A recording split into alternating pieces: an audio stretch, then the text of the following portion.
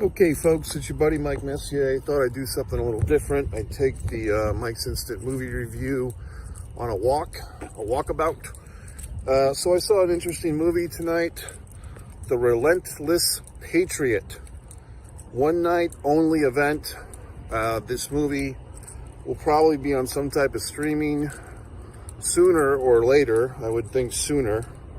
But tonight it was in the theater on a Thursday night in June of 2024. June is kind of an interesting month. It's kind of a foreshadowing to July. So let's get into it. What did I think? Should you see this movie? Should you not? I think it's a good movie to see. I think there's some things I would have done differently than the auteur, the filmmaker. I believe the name was Christopher Martini. The subject matter, Scott Lebedo, if I'm saying that correctly, Scott Lebedo. Artiste, he is the Patriot, the Relentless Patriot artist. His subject matter for a good portion of his career, at least the famous stuff, is the American flag, the stars and bars. He refers to it as the Star Spangled Banner at one point. I thought that was just the song. I could be wrong. But in any event, this movie, most of it seems like Scott's from Staten Island. He's very proud of that fact.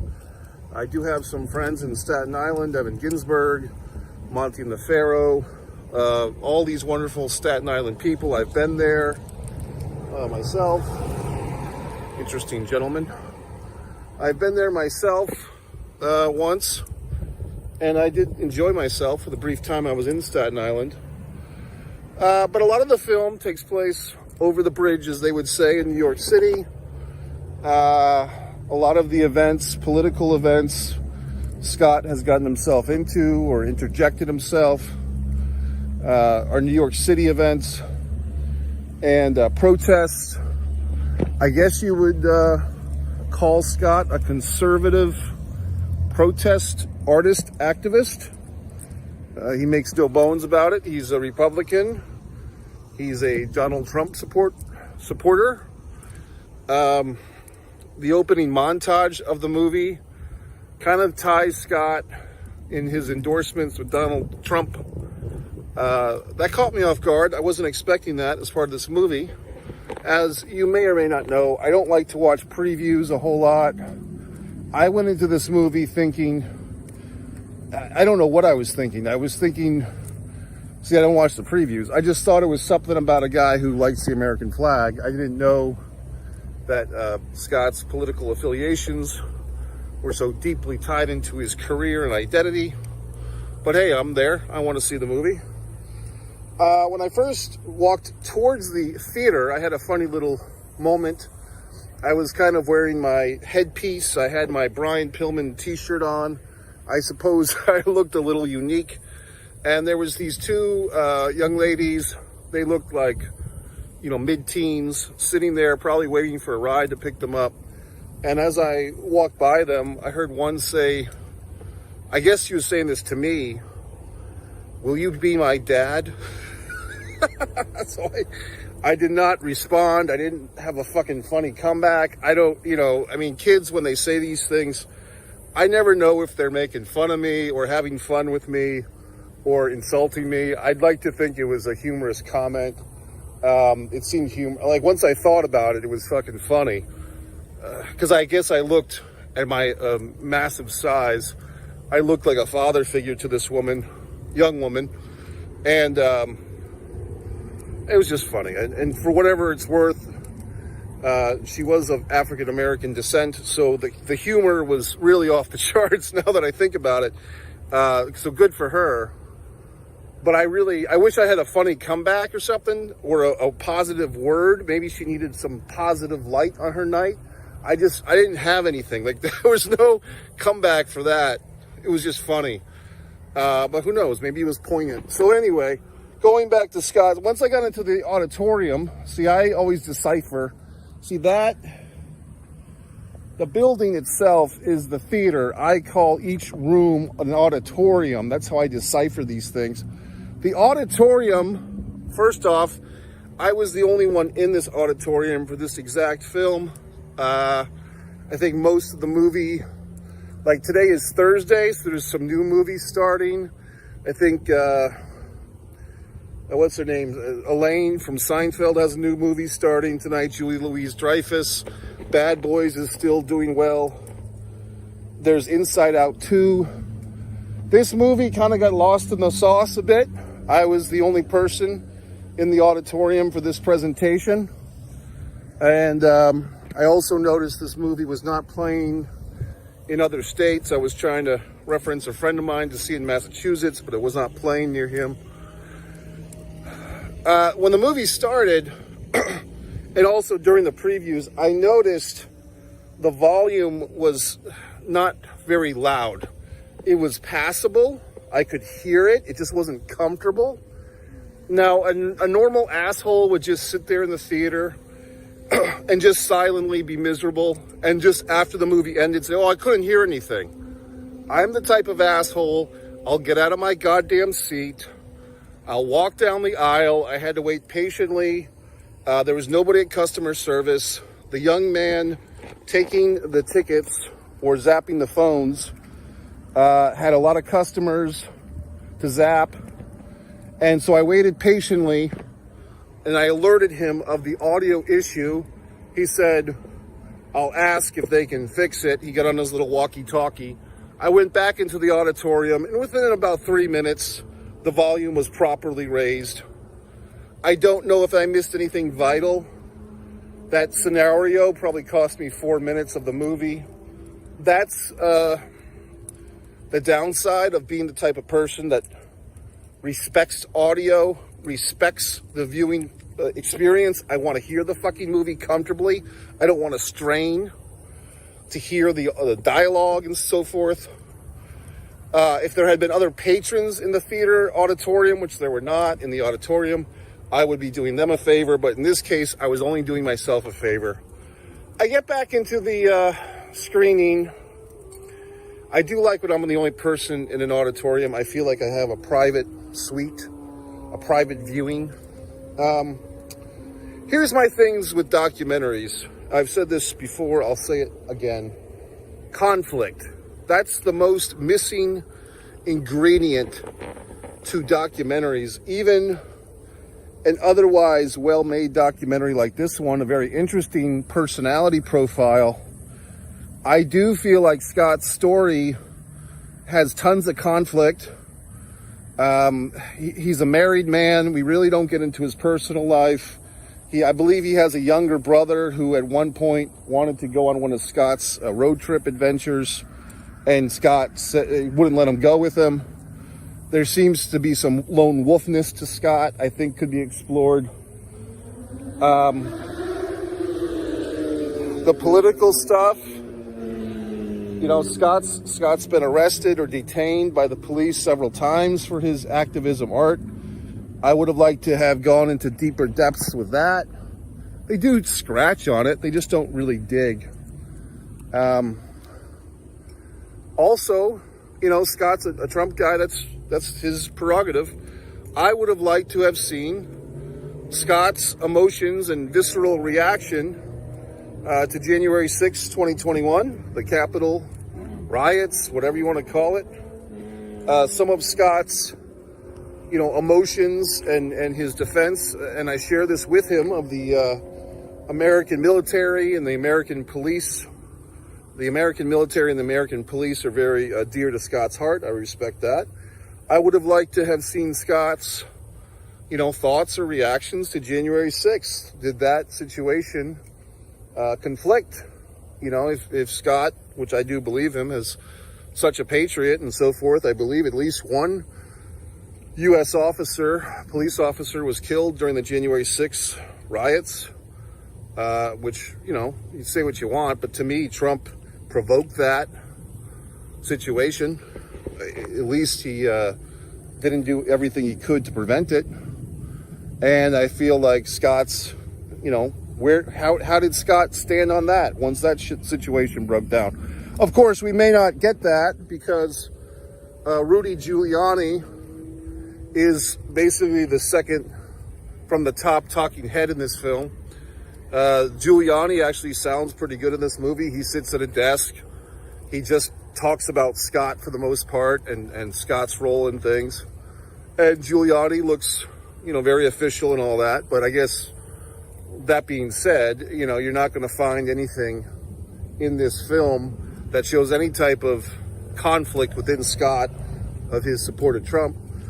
But what I really enjoyed, because that Trump stuff really bookended the movie, like the first 5 or 6 minutes and then maybe the last 20, I found the stuff inside of that more interesting.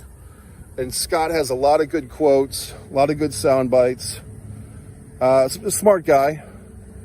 And he does have that New Yorker thing where he swears all the time and fucking, everything is fucking. And it's fun to listen to a New York guy say fucking a lot. It's just good. Like, New Yorkers are good swearers. They swear well. They curse well. And, Scott will, when Scott's talking, he just kind of like, you don't know when he's actually citing something in reality or he's just making some crazy shit up. Either way, it's highly entertaining. If you've ever seen, when I was a young man, I saw Eric Bogosian in New York City do a one-man show called Sex, Drugs, and Rock and Roll. And just that agitated, mid-sized, 5'8", ethnic New Yorker who swears is just a great, like, a 10-hole American to me. So Scott LeBedo fits into that quite well. Interesting that they had a lady, the talking heads, they had like Scott's wife, some friends, a brother, and a former girlfriend, which I thought was interesting. I think it might have been interesting to, hear the former girlfriend. Is there an interesting story perhaps of why she is a former girlfriend? Is Scott too intense for her, or was he too intense? I feel like, once again, when these documentaries that are kind of like personality profiles,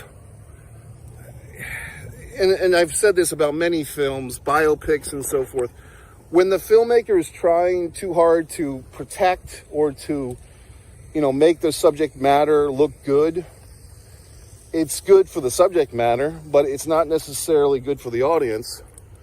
I feel like we could have gotten into some of the dark side of the eccentricities of Scott. He does admit he's a heavy smoker, he's a drinker. Let's go down that path, shall we? Let's walk that aisle. Let's explore his addictions, or close to addictions. Basically what I'm saying is it's kind of a shine piece. You know what I mean? It's kind of a, hey, this guy is so awesome and so great. And okay, but what else do you have? You know what I mean? But I liked his art for the most part. I think Scott's a cool guy. And he's done a lot for communities. The veterans really love him. He's gone to every U.S. state and painted a giant U.S. flag mural. That was really interesting. And I think Scott has a good heart. And I do think the doc was well made. I feel like it could have been more. We could have, if you really want to make a complete film, Chris Martini, we do need to see some of the shit as well as the shine. We need to see some of the flaws, some of the cavities in the shining pearly teeth of the subject matter. And like I said, when you have these movies that they're really, in some regard, it feels like an infomercial to Scott and his works and to his thoughts. It's not a complete thing. Some of his cartoons, and there was a quote from one friend towards the end that said, like, art can be divisive or something, she was saying, and they showed a couple of little cartoons of, it looked like Michael Moore, the documentarian, and Scott had done some type of, antagonistic or mocking Michael Moore. And he's done that with Biden and so forth. But Are there some stories there? Are there some anecdotes of Scott? Does he ever regret doing some of this stuff, or has there been some hurt feelings along the way? I don't know. I'm just saying, I don't think that they left that stone unturned, which was the negative side of all the stuff that he's doing. Because look, as an artist, and I can understand this, you know, as a visual artist, you might have seen one artist, Mike Messier, My Wonderful Acrylics. There's a plane. My Wonderful Abstract Acrylics on one Mike Messier. You might have seen, you know, for me, art shouldn't be restrained or shouldn't be censored and so forth. But I would like to see more of a conversation in this documentary about some of perhaps negative stuff, or people that were opposed to Scott. You know, some of these talking heads that were so pro-Scott, we could have replaced 2 or 3 of those with some anti-Scott guys. You know, if you want to paint a picture, then paint with all the colors, okay? So anyway, The Relentless Patriot, I do give it a thumbs up. I do give it probably 3 out of 5. I was more intrigued by the subject matter, Scott himself, than I wasn't. And I did like all the footage from the 90s and so forth. And they did do a good job with the archive footage and seaming it all together. I just feel like it was not a complete picture because, you know, conflict, man versus man, man versus nature, man versus himself.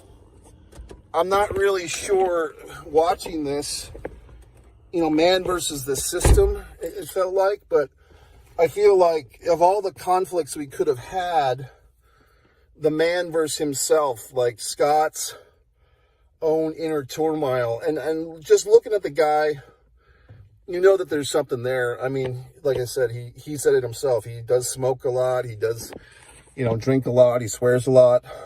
He's one of these edgy guys that's just like a tightly coiled guy. He even goes into this thing about the rattlesnake.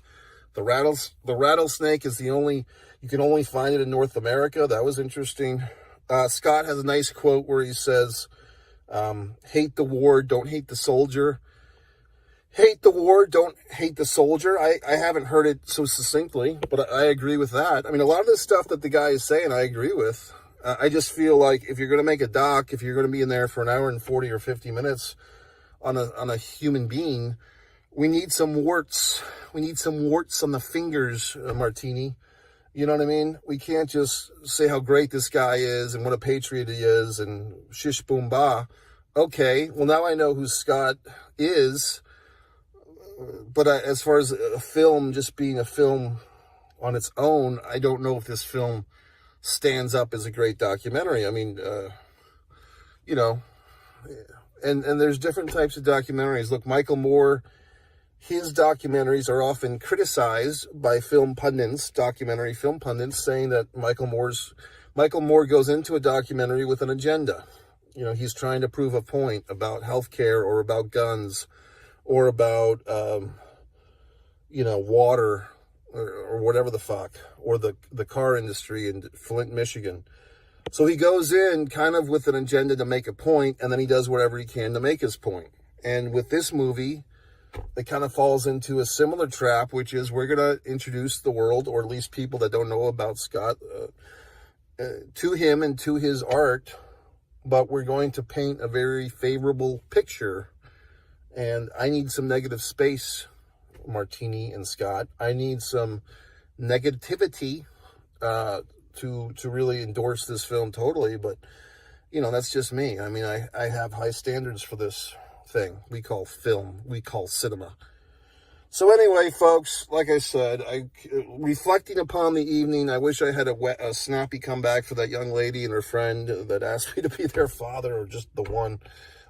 Funny, you know what I mean? It's like, are these kids making fun of me? Are they making fun with me? You know, humor, or it's poignancy. Who the fuck knows? I mean, but the audio, I fight for the audio. Okay, just like Scott fights for America, I fight for good audio. MikeMessier.com, Fight or Play Basketball, my artwork on one artist, Mike Messier, one Mike Messier for your Mike's Instant Movie Reviews, one Pro Wrestling and Sports Fan YouTube channel, my films, one man and a camera film.